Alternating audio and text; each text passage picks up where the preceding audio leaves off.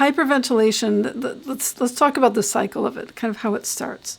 There's some sort of trigger. So here we're talking about athletes. So exercise is typically their trigger.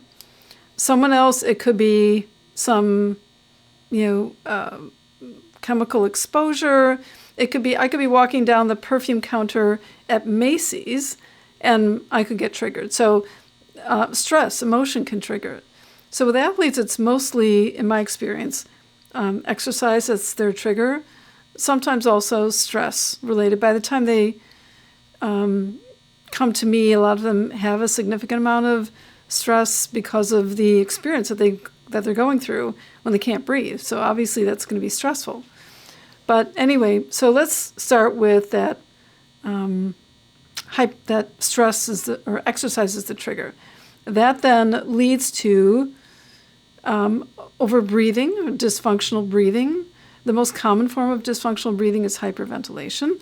And so what happens then when people are hyperventilating, they are actually, their carbon dioxide levels drop. And the reason why that's not good is because if it drops below normal, then the oxygen that's in the hemoglobin actually forms a tighter bond, and it doesn't get released through going to the rest of the body as well as it should. And so, it's there, so you may do pulse oximetry, and their pulse oximetry shows, that, they have, you put on their finger, and they've got 98%, they're 99%, 98%, and that's great. But just because they have enough oxygen in their blood, which is what pulse oximetry measures, doesn't mean that the oxygen is getting to where it's got to go.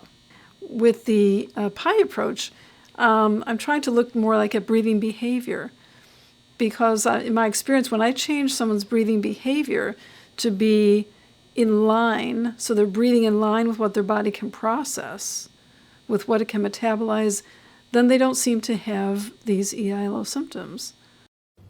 Hey, thanks for sticking around to the end of the video. If you found the video helpful and you'd like to learn more about the techniques and also be affiliated with other speech pathologists who treat EILO using a holistic approach, then the next step for you would be to take my online Level 1 P.I.E Approach course. And after you take the course, you have access to the P.I.E Approach community, which is a collective group of SLPs who you can connect with and get support from. And also you get access to my free monthly Zoom Q&A calls, where you can talk about a case maybe you're having trouble with, or you can share a win, or you can just sit back and listen to the discussion. You also get access to archived Q&A sessions from past recordings, and you get a lot more too. So if this is something that you think you'd be interested in, then read the description below, and you can click on where it says PIEapproach.com.